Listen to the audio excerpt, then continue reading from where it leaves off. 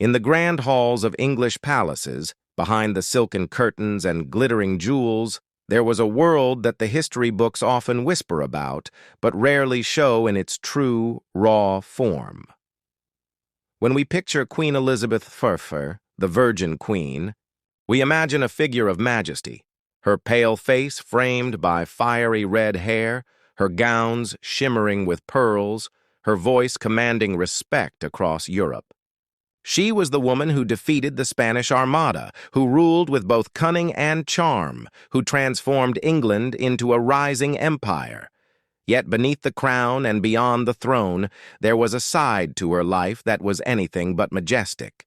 A side that was dirty, foul, and sometimes outright disgusting. Because while Elizabeth may have been one of the greatest monarchs in history, her daily hygiene would horrify us today. Elizabeth lived in an age when people truly believed that water could be dangerous. To them, bathing too often was not only unnecessary but a risk. The pores of the skin, they thought, were gateways through which disease could enter the body. And so while the peasants bathed in rivers and streams out of simple necessity, Elizabeth, sitting on her throne of luxury, declared proudly that she took a bath once a month, whether she needed it or not. Imagine it, days upon days in heavy gowns, layer upon layer of linen and velvet, hours spent beneath candlelight in hot chambers, her skin covered in sweat and oils, but never touched by clean water. Instead of washing, she relied on perfumes, scented gloves, and powders to mask the reality beneath. The royal courts may have smelled of rosewater and lavender, but behind that fragrance was something rank and unwashed.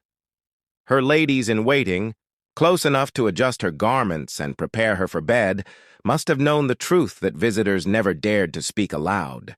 And as though her unwashed body was not enough, her mouth carried its own horrors. Elizabeth adored sugar.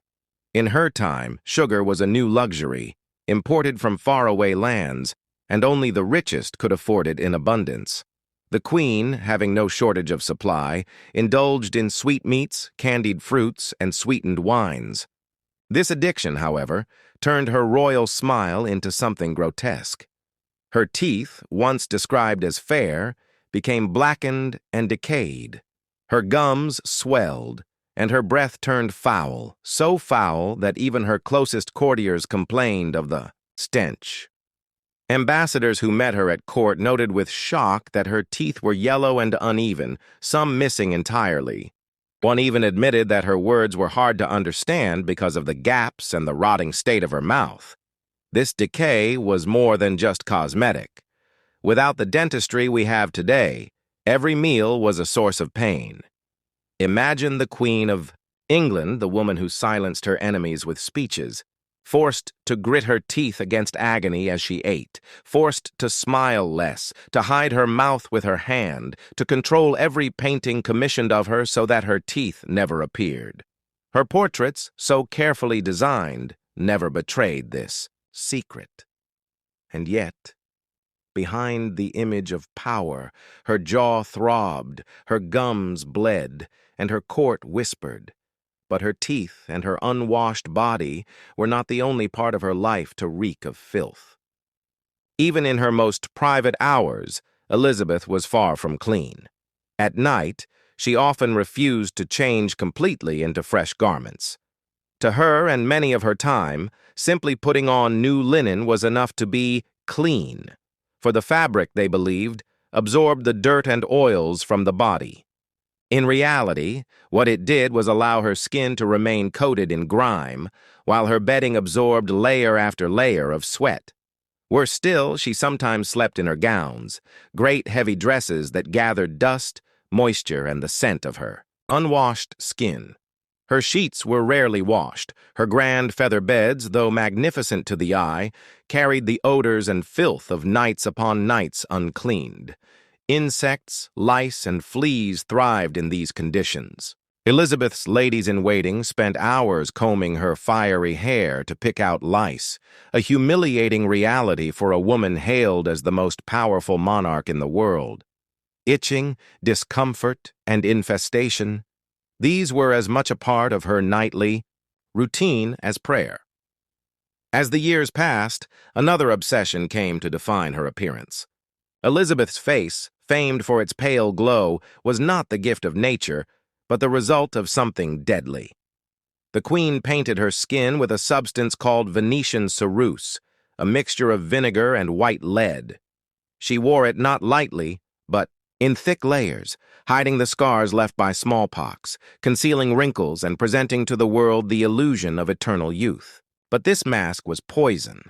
The lead seeped into her skin, corroding it from beneath, causing sores and permanent scarring. And yet, the more damage it did, the more she applied, desperate to maintain the mask that had become her symbol. Removing. The paint was no less dangerous. To strip it away, she relied on concoctions that often included mercury, another toxin, as lethal as it was useless. Every day she painted poison onto her face. Every night she rubbed poison in again to remove it.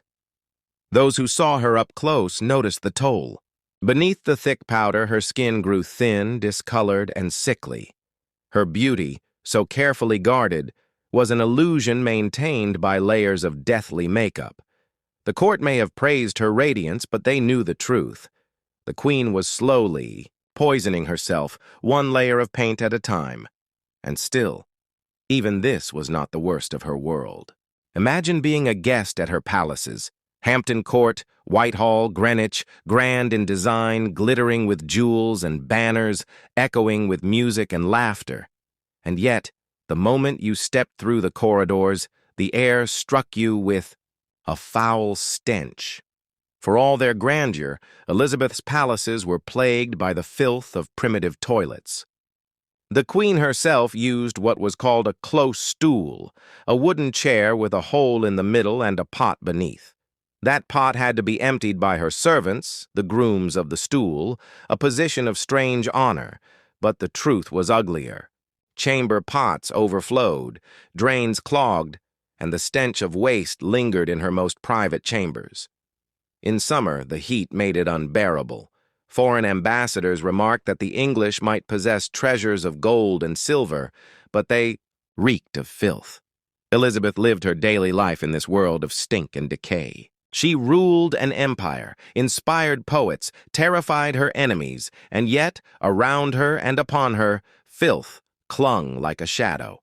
Every day she masked the smell with perfume, masked her skin with poison, masked her smile with a guarded hand. The Virgin, queen, flawless in portraits, untouchable in legend, was in reality a woman surrounded by the foulest conditions imaginable. And the most shocking truth of all is that she was not unique.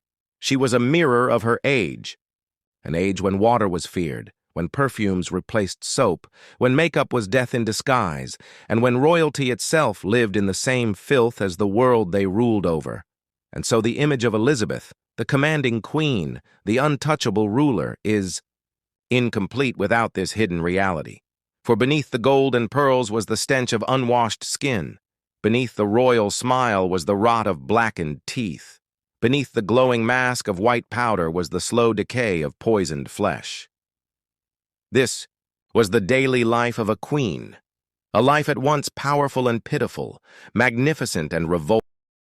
The final years of Elizabeth's reign were a performance, a careful illusion woven together by paint, perfume, and power. As age crept upon her, so too did the consequences of a lifetime of filth, indulgence, and poison. The courtiers who bowed before her rarely dared to speak it, but in hushed tones they knew. The queen who once dazzled the world with wit and presence was becoming a prisoner of her own body. Her teeth, long a source of embarrassment, grew worse with every passing year. Foreign envoys who dined with her often left with tales that shocked their masters abroad. Some said her speech was slurred, not from weakness of mind, but because her mouth was riddled with decay. Every bite of food was agony. She had, on more than one occasion, refused banquets because chewing brought her unbearable pain. Servants whispered of her foul breath, so strong that even perfumed gloves could not disguise it when she spoke. At times she clutched her jaw and winced, the Virgin Queen humbled not by enemies but by the rot within her own mouth. Yet she refused to surrender to this reality. Elizabeth had built her reign upon an image, the eternal maiden, untouched by age, untouchable by time. Her portraits never betrayed her rotting teeth, her thinning hair, or the sores hidden beneath her makeup. Artists were commanded to depict her as ageless, her face pale and perfect, her figure strong. Painters trembled before her, for any flaw shown on canvas was treated as treason. And so, the world outside the palace gates believed in the illusion, while inside, courtiers watched as the real woman beneath the mask crumbled. Her nightly rituals became stranger with time. The layers of lead-based paint she wore each day grew thicker as her skin deteriorated. The sores beneath were covered, then inflamed again, each cycle worse than the last. Her ladies, tasked with removing the mask, dipped cloth into harsh mixtures of mercury and vinegar, scrubbing her face until her skin cracked and bled. She endured it with clenched teeth, for vanity was not merely vanity for Elizabeth, it was survival. To show weakness was to invite rivals. To look old was to invite rebellion. She painted poison onto her face not because she wanted to, but because she had to. The filth of her palaces only added to her misery. Hampton Court, Whitehall, and Windsor glittered with gold leaf, tapestries, and chandeliers, but beneath their floors ran sewers that clogged constantly. Waste seeped into the ground, into the gardens, into the very air her court breathed. Visitors complained of the stench, a smell that clung to silk gowns and lingered on velvet cloaks. The grooms of the stool worked tirelessly, carrying away chamber pots, yet the numbers were too great, the task too endless. Rats scurried through the corridors at night, drawn by the filth. Lice and fleas thrived in the warmth of unwashed fabrics. And Elizabeth, the most powerful woman in Europe, lived among it all, just as her servants did. In moments of solitude, when no ambassador stood before her and no painter sharpened his brush, Elizabeth showed the cost of her choices. Her hair, once bright, thinned until wigs became her constant companion. These wigs, however, were itchy, crawling with lice, their perfumes unable to mask the scent of sweat that soaked into them. She scratched until her scalp bled, but never allowed herself to appear without one. Her body, never bathed more than a handful of times a year, carried sores hidden beneath gowns. Courtiers noted how often she shifted uncomfortably on her throne, her movements stiff, as though her own skin tormented her. The irony of her life was cruel. She had more access to luxury than any woman in her realm, yet her daily existence was defined by discomfort, decay, and stench. Her people toiled in rivers and streams, scrubbing themselves clean with rough soap, while their queen drowned herself in powders and perfumes, never daring to let water touch her. And yet, despite all this, she clung fiercely to her identity, the Virgin Queen, untouched, unbroken. She surrounded herself with symbols of purity, pearls, white gowns, radiant jewels, all meant to reinforce the illusion. Those who served her learned quickly never to mention her declining health, never to comment on her teeth, never to breathe. A word about the sores beneath the paint. Silence preserved the illusion, but behind closed doors whispers spread. Some claimed that the queen's own smell entered the air before she did, that courtiers could sense her approach not by her footsteps, but by the mingling of perfume and rot. Others said her temper grew sharper as her body failed, that her infamous rages were worsened by the constant pain gnawing at her. Servants dreaded the nights when she could not sleep, tossing in unwashed sheets, lashing out at those around her. Even in politics, her hygiene left its mark. Diplomats noticed her blackened teeth and foul breath, noting them in letters that traveled across Europe. To Spain, to France, to the Holy Roman Empire, tales of the Virgin Queen's decay became quiet gossip. Yet they never underestimated her, For they knew that beneath the filth was still a sharp mind, still a woman capable of outmaneuvering kings and emperors. The years dragged on, and the mask became harder to maintain. The courtiers who once admired her beauty began to fear the sight of her up close. Her makeup, caked thickly, cracked as she spoke, revealing glimpses of the ruined flesh beneath. Her wigs sat awkwardly on her thinning scalp. Her gowns, heavy with jewels, weighed her frail body down. The effort of holding the illusion consumed her, until, at last, even she could no longer deny it. In her final days, Elizabeth sat in silence for hours, refusing to go to bed, refusing to eat, refusing to speak. She sat beneath layers of paint, wearing her crown as if to remind herself she was still the queen, though her body betrayed her. When she did move, the stench of years of poor hygiene followed. Those who attended her deathbed whispered that the room itself smelled of decay, not only of the queen's failing body, but of the filth she had carried with her all her life. When Elizabeth died in 1603, her image lived on as one of England's greatest monarchs, the virgin queen who never married, who defied Spain, who guided her country into an age of exploration and culture. Her portraits still show her as ageless, her skin pale, her gowns resplendent. But the truth is darker. Behind those portraits lies the woman of flesh and blood, a woman who stank of filth, whose teeth rotted away, whose skin was eaten by poison, whose palaces smelled of waste, whose nights were filled with lice and sores. This is the paradox of Elizabeth. She ruled magnificently, but she lived disgustingly. She inspired awe, but she endured misery.